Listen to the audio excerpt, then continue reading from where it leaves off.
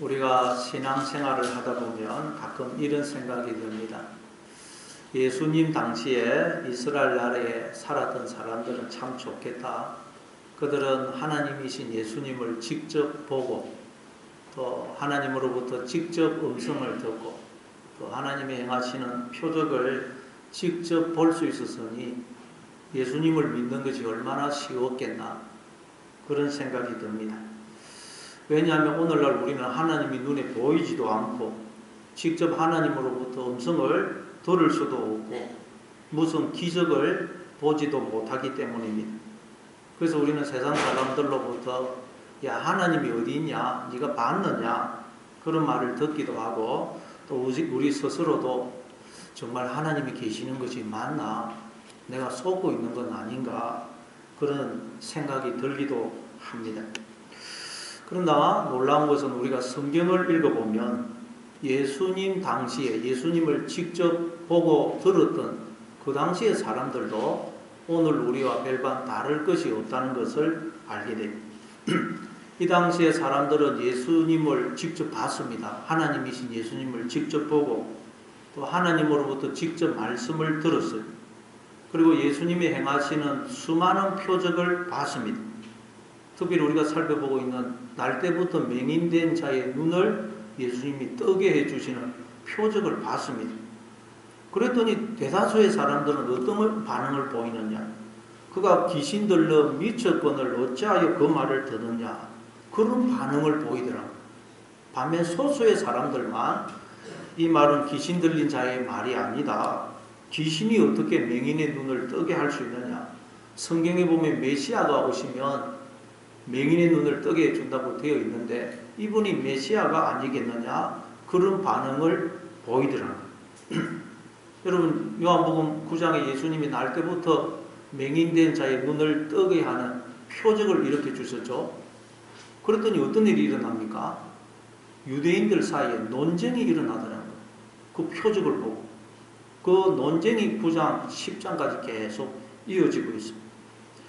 이게 여러분 바로 인류의 역사이고 우리의 인생이라는 겁니다. 대다수의 사람들은 야 하나님이 어디 있느냐? 신이라는 것은 자신의 힘과 지혜와 능력으로 살 수 없는 연약한 인간들이 의지할 대상으로 만든 거야. 그리고 이 성경은 신화야 신화. 성경을 읽어봐라. 전부 말도 안 되는 소리다. 그렇게 반응을 보여요. 소수의 사람들만 하나님이 안 계신다면 어떻게 이 세상이 존재하고 인간이 존재하겠느냐. 나는 하나님이 계시는 것이 믿어진다. 그런 반응을 보이더랍니다. 여러분 예수님이 날 때부터 맹인된 자의 눈을 뜨게 해주시는 이 표적을 유대인들이 다 봤어요.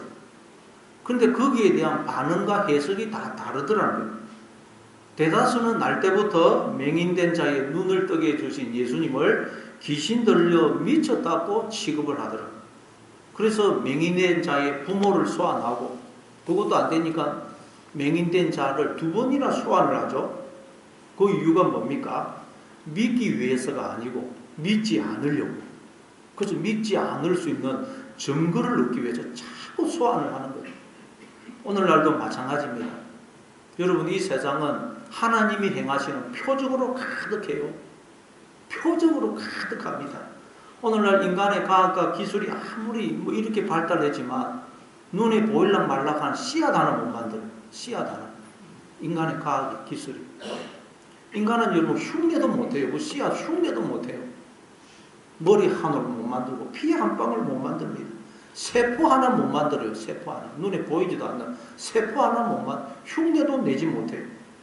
그런데 이 세상에는 그런 씨앗이 셀 수가 없이 많고 그 조그마한 눈에 보이지도 않는 씨앗을 땅에 심으면 거기에서 싹이 나고 순이 나오고 자라서 잎이 나고 꽃이 피고 열매를 맺어요. 이게 기적 아니에요.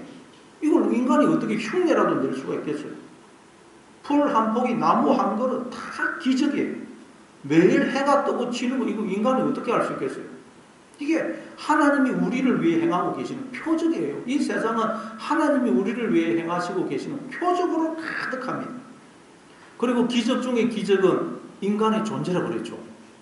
인류 역사 내내 인간이 누군지 연구를 해도 인간들은 전혀 단서도 못 잡아요. 인간은 기적 중에 기적입니다.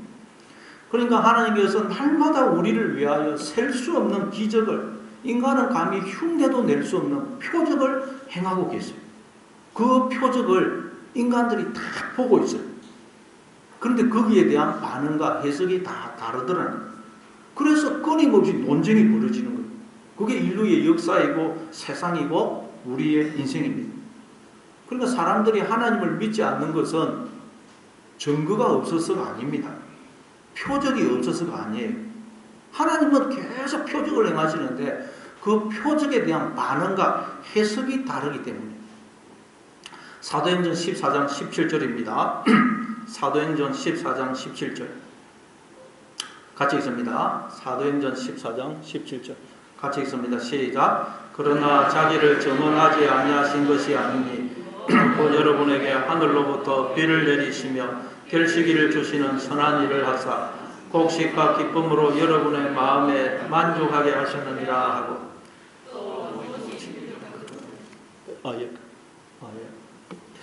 하나님은 자연 만물을 통해서 우리를 지키시고 먹이셔서 우리로 기쁨과 즐거움을 누리게 하시는 이런 표적을 통해서 자신을 증거하고 계신다는 거예요. 계속 하나님은 자신을 증거하고 계세요. 또 사도행전 17장 25절부터 27절입니다.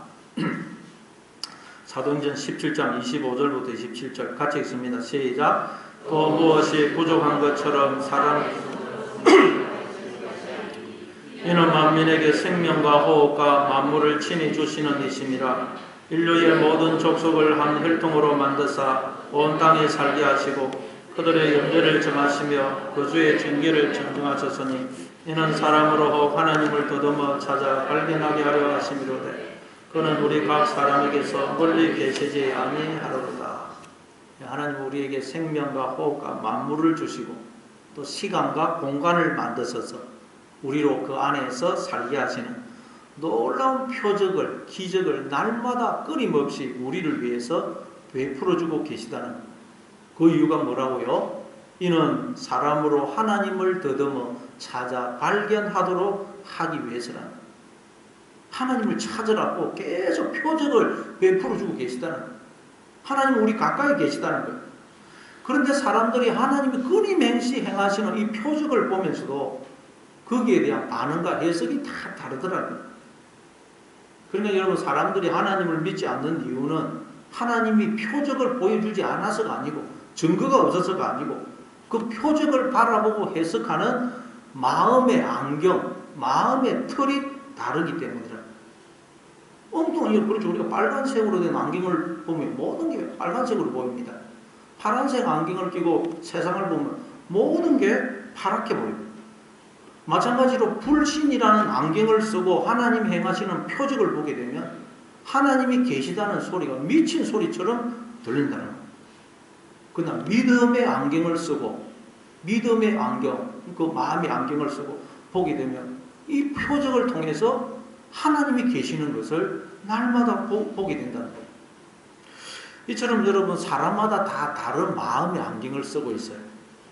그래서 안경이 다 달라요. 그래서 사람마다 보는 게 다 다르죠. 부부도 보는 게 다릅니다.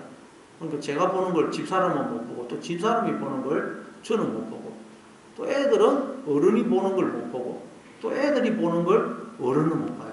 애들은 눈에 보이는 건 보이죠. 그 드러나는 것. 보이지 않는 것 잘 못 봅니다. 그러니까 여러분, 믿음이 좋아진다는 것은 뭐냐? 이 믿음의 눈, 안경이 가리고 있던 것이 깨끗해져서 이제 이 눈이 밝아지는 걸 말해요. 눈이. 그래서 이전에는 보지 못하던 것을 보게 되는 걸 말해요. 전에는 겉으로 드러나는 것만 보였어요. 다른 사람의 허물과 단점만 자꾸 보였어요. 그러나 믿음의 눈이 밝아지면 밝아질수록 이 겉으로 드러나는 이 표적을 통해서 이 표적을 행하고 계시는 하나님의 손길과 일하심과 얼굴이 보여요. 다른 사람의 장점, 좋은 점이 자꾸 보입니다. 하나님 나라가 자꾸 보여요.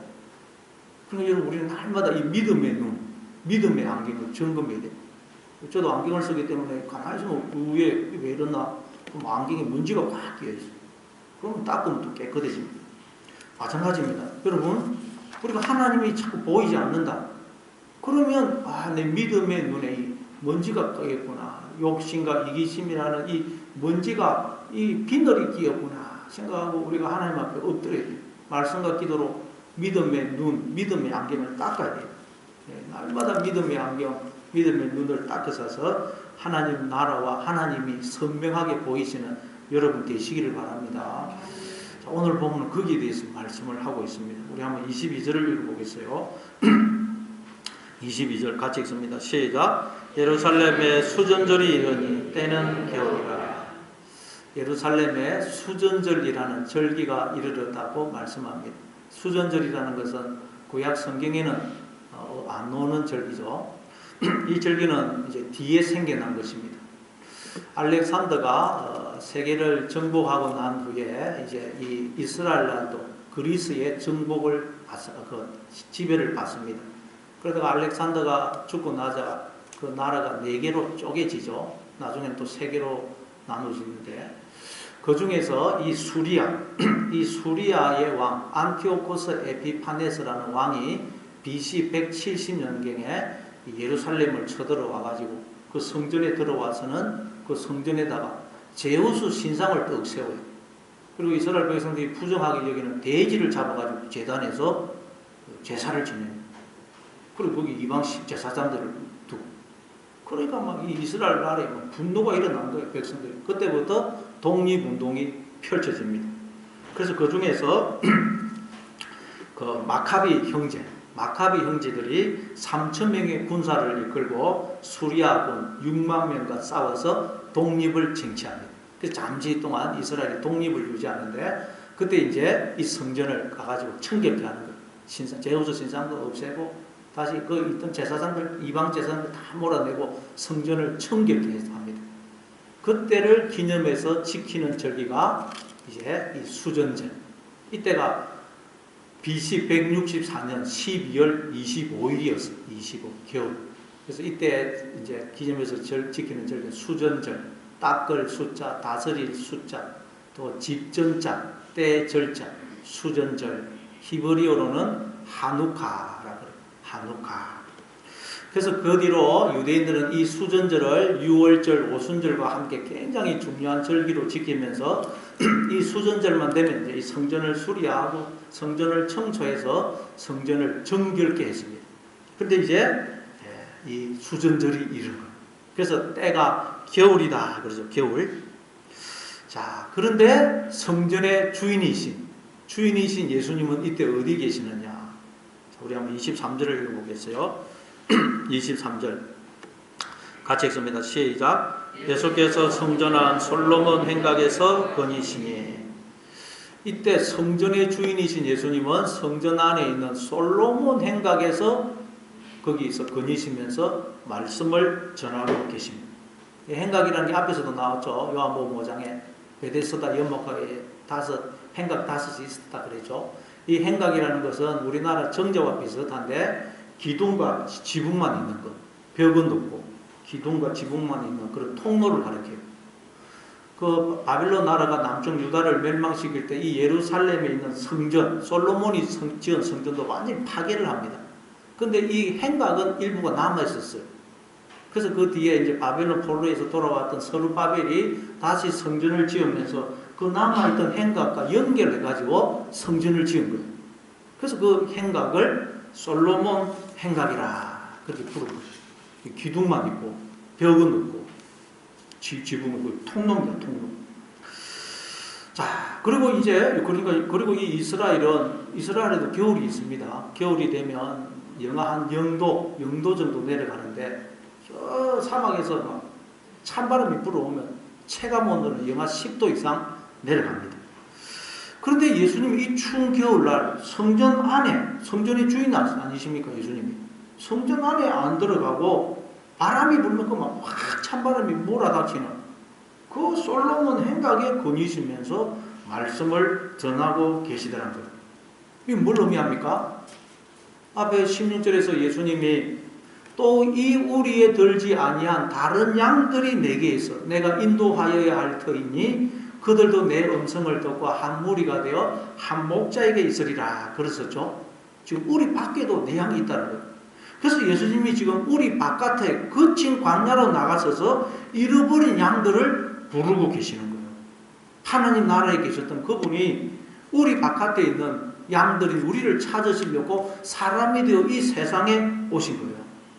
그리고 십자가에 달려 죽으시고 부활하셔서 성령으로 우리 안에 들어섰죠. 그래서 날 때부터 맹인이었고 기머거리였던 우리가 눈이 열리고 귀가 열려서 나를 부르시는 주님의 음성을 듣고 주님의 얼굴을 보고 이제 우리 안으로 들어오게 된 거예요.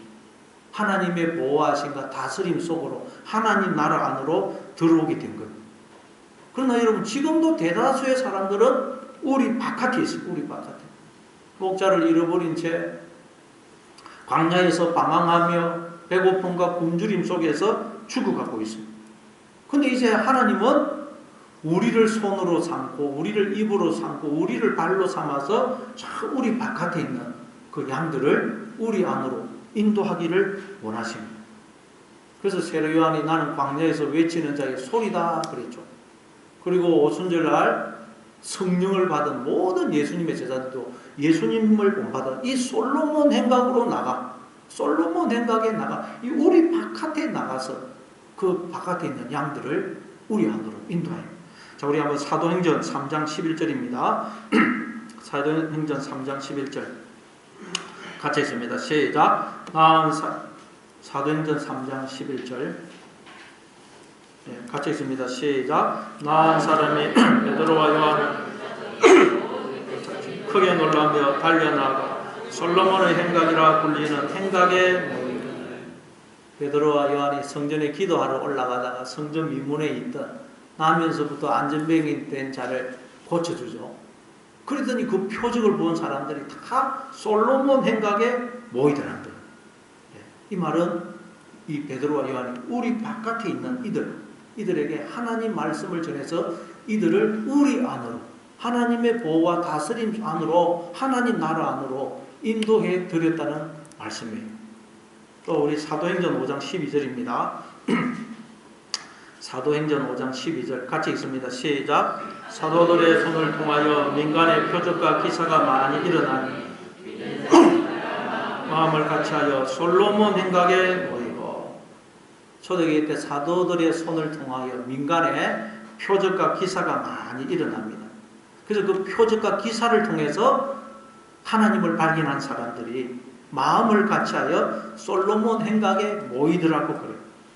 그 표적과 기사를 통해서 하나님의 음성을 듣고 하나님을 발견하게 된 자들이 이제 하나님의 보호와 다스림 속으로 하나님 나라 안으로 들어오게 되더랍니다. 그래서 그들도 이제 하나님의 입이 되고 손이 되고 발이 되어서 우리 바깥에 있는 또 다른 양들을 우리 안으로 인도하는 삶을 살게 되더랍니다. 그러면 여러분 이 세상은 우리가 살고 있는 이 세상은 겉으로 보면 솔로몬 행각이에요. 솔로몬 행각. 우리는 솔로몬 행각으로 보냄을 받은 거예요. 우리는 벽이 있고 보일러가 설치되어 있어서 따뜻하게 그냥 보일러 틀어가지고 따뜻한 곳에서 잠을 자고 수도꼭지만 틀면 따뜻한 물이 나와가지고 샤워할 수 있는 그런 집에 보냄을 받은 것이 아니고 솔로몬 행각에 보냄을 받았다는 거예요. 솔로몬 행각으로. 그래서 여름에는 덥고 겨울에는 춥고 찬바람이 확 불면 몸이 얼어붙는 그런 곳에서 우리가 살고 있기 때문에 불편하고 힘이 든다는 거예요. 질병이 걸리기도 하고 사고를 만나기도 하고 여러 가지 어려운 일을 만나기도 한다는 거예요.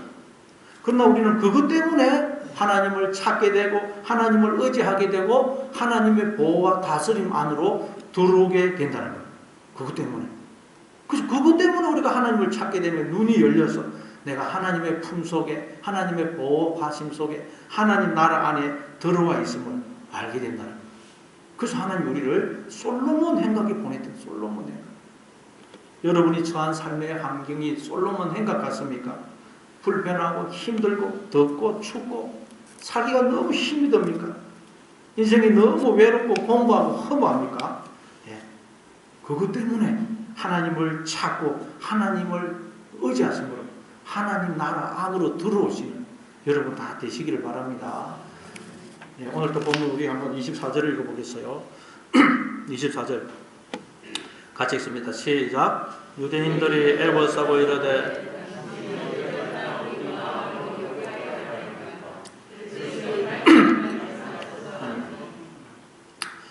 자, 예수님이 수전절 그 추운 겨울날 이 성전 안이 아니고 솔로몬 행각에서 말씀을 전하십니다.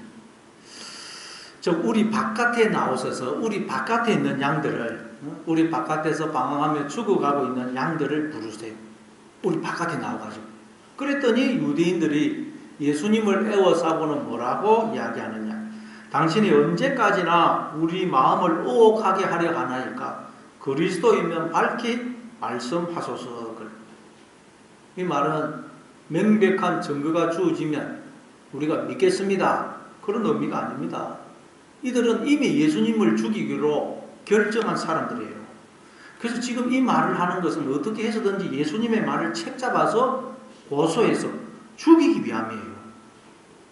여러분, 언제 예수님이 이들의 마음을 의혹하게 만들었습니까? 예수님은 이들의 마음을 혼란하게 하신 적이 없습니다. 예수님은 무슨 말씀이나 표적을 은밀하게 행하신 적이 없어요. 공개적인 장소에서 말씀을 하셨고 공개적인 장소에서 다 보도록 표적을 행하셨어요. 그런데 이들은 마치 자신들이 예수님을 믿지 않는 것이 예수님의 잘못이냐, 예수님께 책임을 돌리고 있는 거예요. 아주 못된 습성이죠. 그런데 이게 죄인된 우리 모두의 본성이래요. 본성. 우리도 그렇죠. 내가 뭔가 잘 안 된다. 나에게 기쁨이 없고 감사가 없고 뭐 하는 일이 안 된다. 그러면 다른 사람에게 책임을 돌리고 원망합니다. 너 때문이야. 그러면서 짜증을 내요. 희생양을 찾습니다. 아담이 하나님이 금지하신 선악과를 따먹고 눈이 밝아져서 자기의 벌거벗었음을 알고는 무화과 나무 잎사귀로 치마를 입고는 나무 뒤에 숨죠. 그때 하나님이 아담아 내가 어디 있느냐. 예, 제가 하나님의 소리를 듣고 벌거벗었으므로 두려워서 숨었습니다. 아니 누가 너의 벌거벗었음을 나한테 알려주었느냐. 네가 내가 먹지 말라고 한 열매를 먹었느냐. 예, 하나님이 주셔서 나와 함께 있게 하신 저 여자가 열매를 주어서 제가 먹었습니다. 그러죠. 하나님 제가 욕심에 눈이 어두워서 선악과를 따먹었습니다. 죄송합니다. 그래야 되는데 하나님이 주셔서 나와 함께 있게 하신 저 여자가 그 열매를 주는 바람에 제가 먹었습니다. 제가 이렇게 된 것은 제 잘못이 아니고 저 여자 잘못입니다. 그리고 저 여자를 주신 하나님 잘못입니다. 저는 전혀 잘못이 없습니다. 이게 죄인된 우리 모두의 본성이라는 거예요. 여러분 혹시 이러고 있지는 않습니까? 내가 이렇게 된 것은 남편을 잘못 만났기 때문이다. 누구 때문이다. 그러면 절대 우리는 하나님과의 관계가 회복되지 않아요. 이 우리 안으로 들어올 수가 없어요. 내가 이 우리 바깥에 있게 된 것은 누구 때문이 아니고 내가 하나님의 보호와 다스림을 거부하려는 내가 나의 주인이 하나님이 되려는 그 욕망 때문에 내가 하나님의 보호와 다스림을 거부했기 때문이에요. 그래서 내가 이 우리 바깥으로 나온 거예요. 누구 잘못이 아닙니다. 그래서 우리는 날마다 내 모습을 돌아보고 회개해야 되는 거예요. 요한일서 1장 9절 10절입니다. 요한일서 1장 9절 10절 같이 읽습니다. 시작. 만일 우리가 우리 죄를 자백하면 그는 미쁘시고 어루오사 우리 죄를 사하시며 우리를 모든 불의에서 깨끗하게 하실 것이요 만일 우리가 범죄하지 아니하였다면 하나님을 거짓말하는 이로 만드는 것이니 또한 그의 말씀이 우리 속에 있지 아니하니라. 우리 속에는 내가 나의 주인이 되려는 하나님이 되려는 욕망이 있기 때문에 틈만 나면 하나님의 보호와 다스림을 거부해요. 우리 바깥으로 나가요. 그래서 또 보면 내가 어느 순간 우리 바깥에 있어요. 목자 없는 양이 되어서 방황하고 있어요. 그래서 우리는 날마다 내 모습을 돌아보고 회개해야 돼요. 날마다 하나님께로 돌이켜야 됩니다. 또 우리 또 오늘 본문 25절을 읽어보겠습니다. 오늘 본문 25절 같이 읽습니다. 시작. 예수께서 대답하시되 내가 너희에게 말하였으되 믿지 아니하는도다. 내가 아버지 이름으로 행하는 일들이 나를 증거하는 것이거든.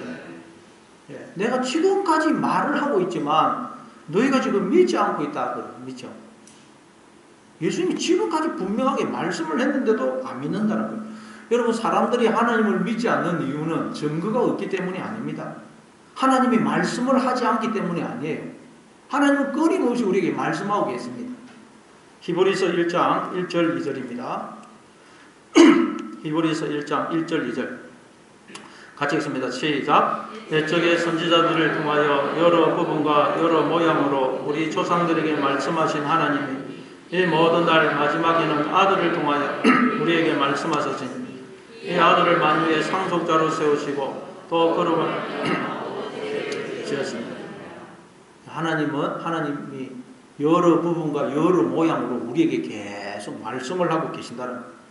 자연 만물을 통해서 말씀하시고 내 인생에 일어나는 모든 일, 사건들을 통해서 말씀하시고 내가 처한 환경을 통해서 말씀하시고 이 세상과 인류 역사를 통해서 이 세상에 일어나는 일들을 통해서 말씀하시고 내 주변의 사람들을 통해서 말씀하시고 내 양심을 통해서 말씀하시고 또 이 성경 말씀을 주셔서 우리에게 끊임없이 말씀을 하고 계세요. 그러면 이 우주는 우리를 부르시는 하나님의 음성으로 가득 차 있어요. 우리가 귀를 기울이면 끊임없이 나에게 말씀하시는 하나님의 그 세미한 음성을 들을 수가 있습니다. 그런데도 사람들이 하나님께 나오지를 않더라는 거예요. 하나님은 계속 말씀을 하는데도 그 음성을 못 듣고 하나님께 못 나오더라는 거예요. 그 이유가 뭐겠어요?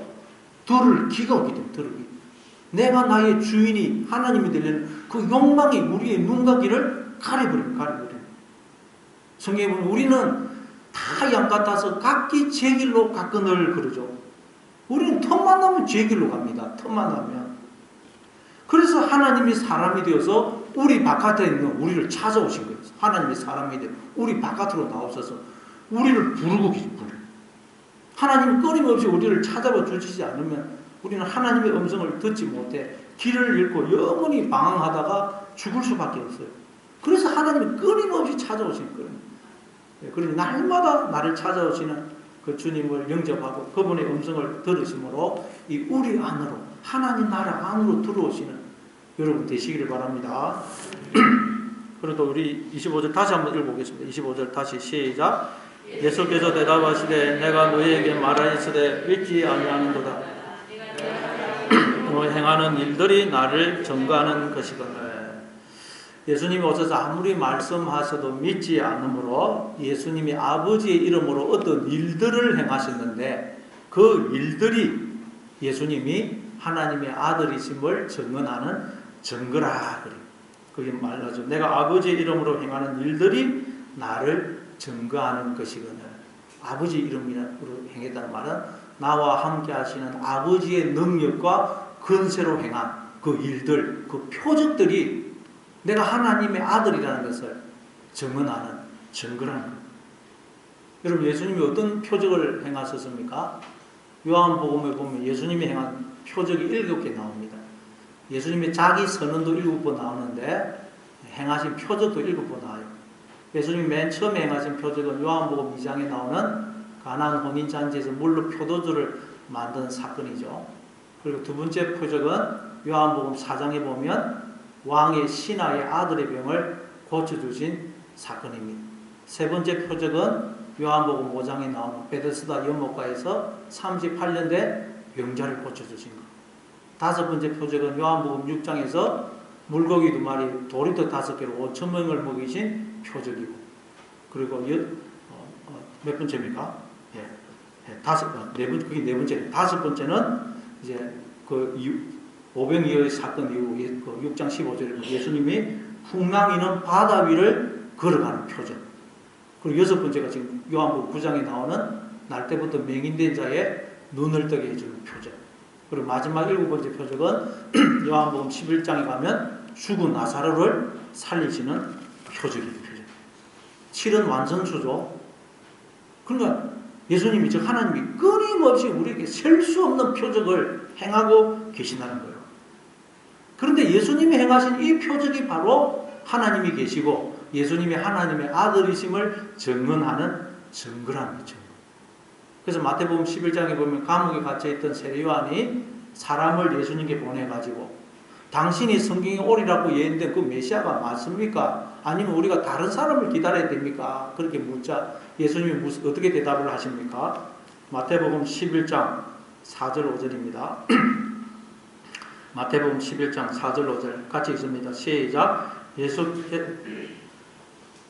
예, 마태복음 11장 4절 5절.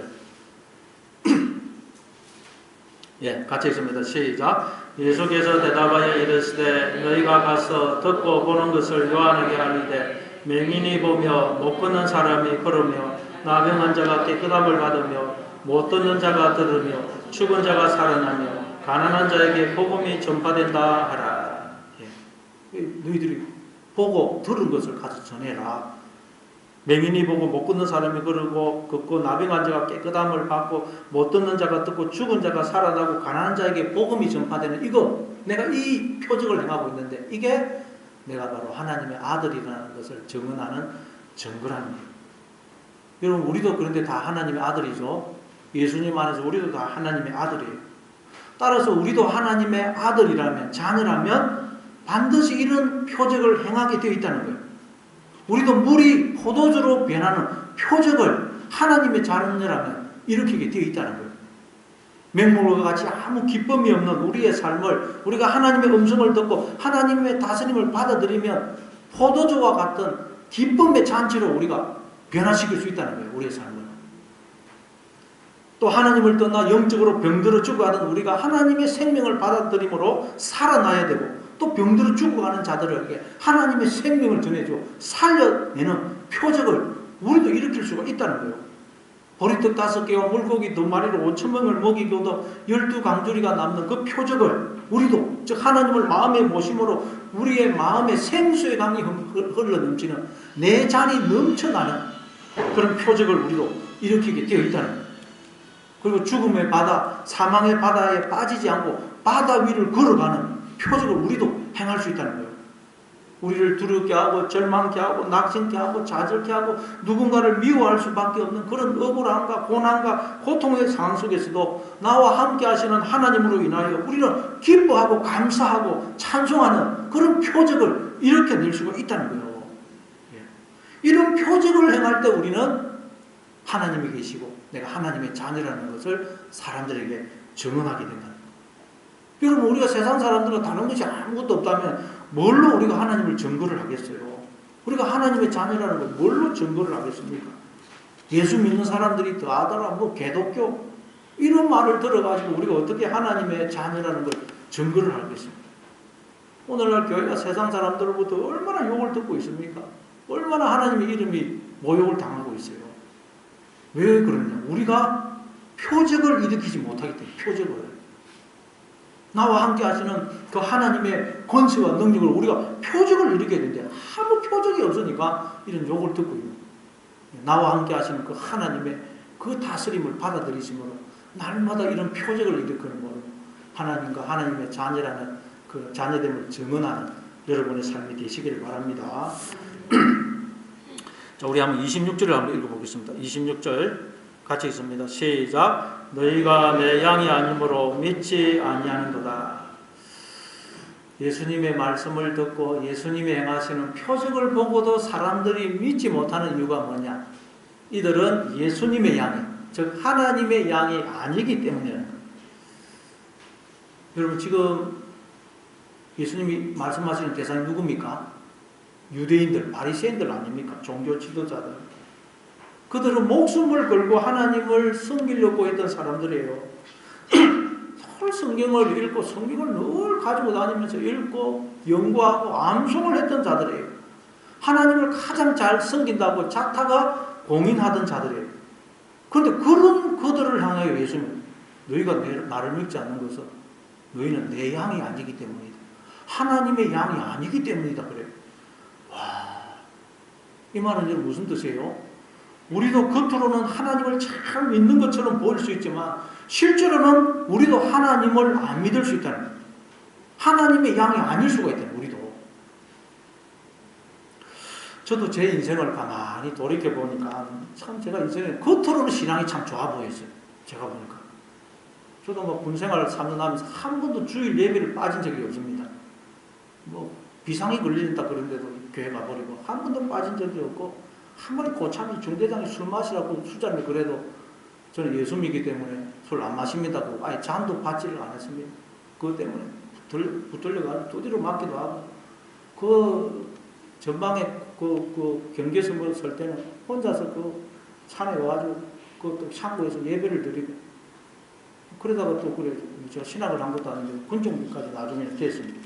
군대에 제대하고는 너무 답답해가지고 능력을 받고 싶어서 일주일 금지도 몇 번을 했어요. 학교 다닐 때는 학교 가면 매일 1시간, 2시간씩 성경을 늘 읽었습니다. 겉으로 보면 너무 신앙이 좋은 것 같아요.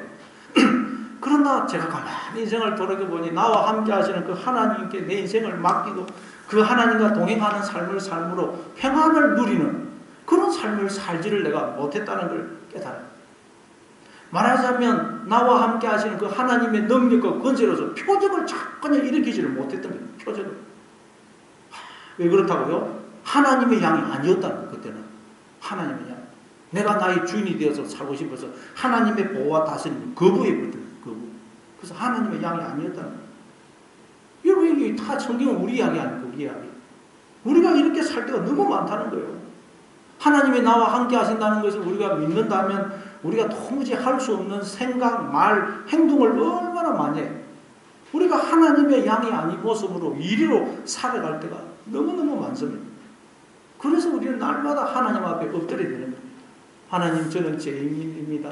저의 믿음 없음을 도와주십시오. 그렇게 기도해야 되는 것입니다. 그래도 우리 한번 27절, 28절 읽어보겠습니다. 27절, 28절 같이 읽습니다. 시작. 내 양은 내 음성을 들으며 나는 그들을 알며 그들은 나를 따르느니라. 내가 그들에게 영생을 주노니 영원히 멸망하지 아니할 것이요 또 그들을 내 손에서 빼앗을 자가 없느니라. 우리가 어떻게 할 때 하나님의 양이 될 수 있다고요? 하나님의 음성을 들을 때, 하나님의 음성. 그때 우리가 하나님의 양이 되는 거예요. 그러나 여러분 믿음의 귀가 열리지 않으면 절대로 하나님의 음성을 들을 수가 없어요.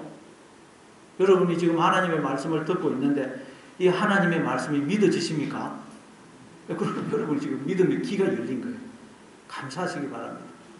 믿음은 선물이라고 그러죠. 선물. 하나님이 선물을 주셨습니다. 여러분 하나님의 음성이 들리는 거 이거보다 더 기쁜 일이 없어요.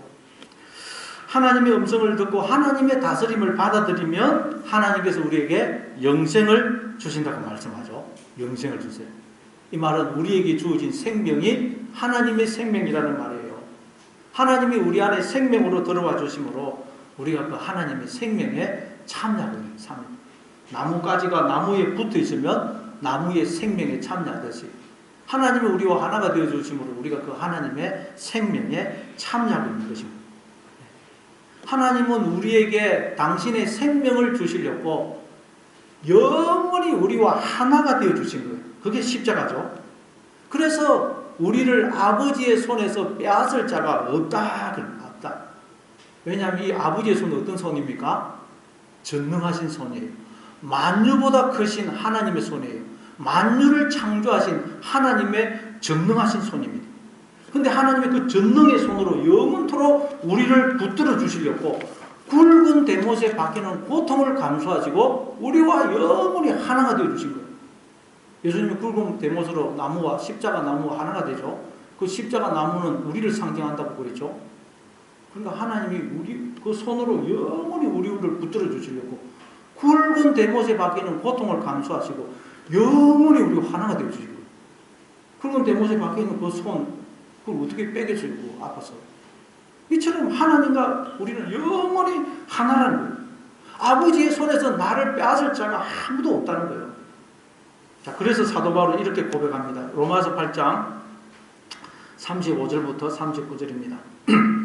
로마서 8장 35절부터 39절. 같이. 예, 로마서 8장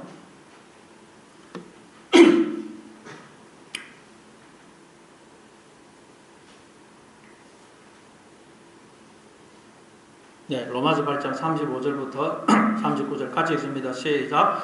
누가 우리를 그리스도의 사랑에서 끊으리요 환난이나 공고나 박해나 기근이나 적신이나 위험이나 칼이라 기록된 바 우리가 종일 주를 위하여 죽임을 당하게 되며 도살당할 양같이 여김을 받았나이다 함과 같으니라.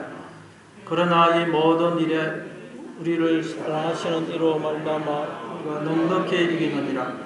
내가 확신하노니 사망이나 생망이나 천사자들이나 권세자들이나 현재이나 장래이나 능력이나 높음이나 기쁨이나 다른 어항도 우리를 우리 주 그리스도 예수 안에 있는 하나님의 사랑에서 끊을 수 없느니라. 우리를 하나님의 사랑에서 끊을 수 있는 건 없어요. 왜? 하나님이 영원히 우리와 하나가 되려고 굵은 대못에 박히는 고통을 감수하시고 우리와 하나가 되어 주셨거든요. 하나님과 우리는 하나라는 거예요. 하나. 그래서 예수님이 30절에서 이렇게 말씀하는 거예요. 30절. 30절입니다. 오늘 보면 30절. 같이 읽습니다. 시작. 나와 아버지는 하나이니라 하신대. 이 말은 나와 아버지는 두 사람이 아니고 한 사람이다. 한 사람. 하나라는 말은 나와 아버지는 하나라는 말은 한 사람이라는 말이에요. 부부는 일심동체라고 그러죠. 나와 아버지는 일심동체다라는 말이에요. 일심동체다.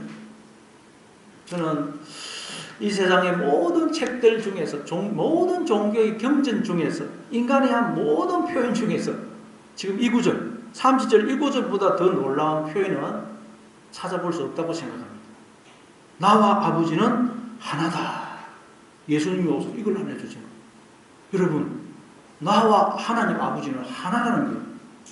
이 사실을 늘 여러분 기억하시기 바랍니다. 나와 아버지는 하나다. 하나님이 우리 안에 영으로 로고스로 머리로 생명으로 들어오셔서 하나가 되어주심으로 우리가 그 하나님의 머리 되심에 생명이 참여하여 이렇게 생명으로 존재하고 있다는 거예요. 하나님과 나는 하나라는 거예요. 하나. 성경은 처음부터 끝까지 이 이야기를 하고 있어요. 창세기 2장 7절에 보니까 하나님이 땅의 흙으로 사람을 만드시고 그거 코에 생기를 불어넣으니 사람이 생명이 되더라고요.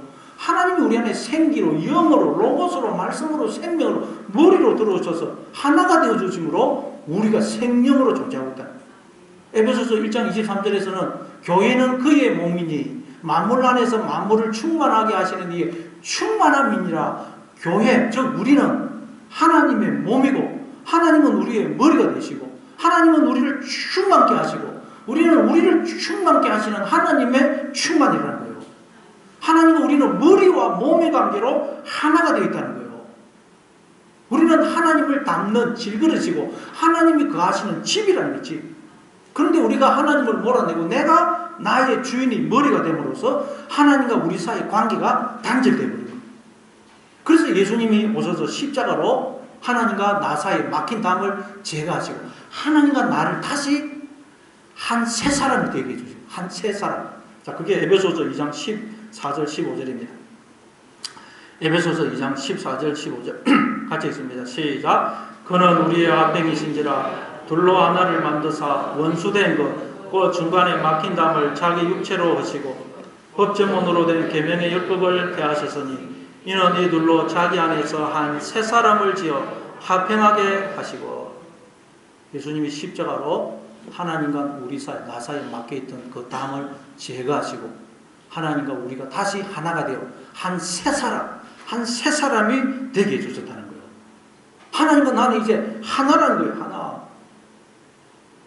불교의 핵심 교리가 연기사상과 무아사상이라고 그랬죠. 연기, 인연여자, 일어날 기자. 이 세상에 존재하는 모든 것은 그냥 존재하는 게 아니고 그것을 존재케 하는 뿌리, 근원, 본질, 머리가 있기 때문에 이 모든 게 존재한다는 이게 연기사상이에요. 근데 인간은 가만히 탐구를 해보니까 우리 인간은 나를 나로 존재케 해주는, 나를 나에게 해주는 뿌리, 본질, 근원, 자성, 자아, 머리가 없더라는 거예요. 그걸 무아사상이에요. 없을 무자, 아자, 자아자. 그런데도 인간은 존재하네요. 그러니까 인간은 뿌리 없이, 근본 없이, 본질 없이, 자아가 없이 존재하는 허상의 존재는 인간은 허상의 존재. 근데 이 허상의 존재가 진짜 존재가 되려는 그 집착 때문에 모든 고통과 번뇌가 온다. 그러나 우리 인간은 허상의 존재이기 때문에 절대로 진짜 존재가 될 수 없기 때문에 그 진짜 존재가 되려는 집착을 버리라는 거예요. 그럼 모든 고통과 번뇌에서 벗어난다. 다시 말해 모든 건 허상이라는 이 세상에 인간뿐만 아니라 모든 건 뿌리 없이 본질 없이 근원 없이 존재하는 허상이라는 허상. 근데 여러분 성경은 근데 이 불교의 교리는 죄로 인해서 하나님과 단절된 인간만 놓고 보면 딱 맞는 말이에요. 맞는 말. 죄로 인해서 단절되어 있거든요. 그래서 로마서 3장 23절에 보면 모든 인간이 죄를 범하였음에 하나님의 영광이 이르집니다. 인간이 스스로는 아무리 도를 닦고 뭐 수양을 하고 공부를 해도 내가 누군지 알 수가 없다는 거예요. 하나님의 영광이 이르지 못한다는 거예요. 그런데 성경은 바로 나를 나로 존재게 해주는, 나를 나에게끔 해주는 그 뿌리, 본질, 자성, 머리, 근본이 뭐라고요? 아르케가 바로 하나님이에요. 하나님. 하나님 때문에 우리가 존재하고 있다는 거예요. 성경은 처음부터 끝까지 이 이야기를 하고 있는 거예요. 그래서 오직 성경만이 진리인 거예요. 성경만이. 기독교만이 진리인 거예요. 물론 교회가 자꾸 이 성경을 이렇게 존재론적으로 해석을 못하고 자꾸 교리적으로 해석을 하다 보니 이 부분을 좀 간과하는 그런 경향이 있습니다. 그래서 뭐 불교에서 기독교를 우습게 여기고 아주 진리를 찾는다고 하는 사람들, 뭐 여러 종교와 철학을 섭렵하는 분들은 이 성경을 우습게 여기고 성경에는 고차원적인 진리가 없다고 생각합니다. 그러나 성경이 뭘 말하고 있는지를 그분들이 몰라서 그래요. 그러나 여러분 알고 보면 성경만이 진리를 이야기하고 있어요. 성경만이 진리입니다. 그러니 여러분, 예수 믿는 여러분은 정말 복 받으십니다. 복 받으십니다. 제가 성경을 읽고 철학서적이나 불교서 읽으면 읽어서 성경에만 진리가 있어요. 얼마나 저도 성경을 읽으면서 감격하는지 모릅니다. 저도 어렸을 때 무슨 성경이 진리인 줄 알고 교회 나온 게 아니고 엄마 따라 교회 나오고 그러다가 목사가 됐어요. 근데 제가 만약 어렸을 때 엄마가 절에 가는 바람에 제가 엄마 따라 절에 가가지고 스님이 됐다. 아, 그러면 내가 어떻게 할 뻔했느냐. 진리가 없는 곳에서, 길이 없는 곳에서 진리를 연구한다고 탐구한다고 얼마나 괴로웠겠어요. 그렇다고 뭐 불교에는 진리가 없습니다 그렇게 말할 수도 없고 얼마나 괴로웠겠어요. 그런데 뭐 제가 진리가 성경이 진리인 줄도 모르고 예수 믿었는데 연구를 해보면 성경만이 진리예요. 성경만이. 와, 다행이다 다행이다. 제가 그래서 정말 다행이다 싶어요. 여러분 참 복 받으신 거예요. 복 받으신 거예요. 아버지와 나는 하나다. 이걸 보여주는 게 뭐예요? 십자가 아닙니까? 십자가. 그래서 기독교의 모든 핵심이 십자가예요. 십자가. 그러니 여러분, 나는 아버지와 나는 하나다. 늘 기억하셔서 나와 함께 하시는 그 하나님의 음성을 듣고 하나님께 내 인생을 다 맡기시고 나와 함께 하시는 그 하나님의 능력과 건설로서 날마다 표적을 행하심으로 하나님의 자녀됨을 증언하여 이 우리 바깥에 있는 자들을 우리 안으로 인도하는 그런 하나님의 자녀로 살아가시는 여러분 다 되시를 바랍니다. 아버지 하나님, 은혜를 감사합니다.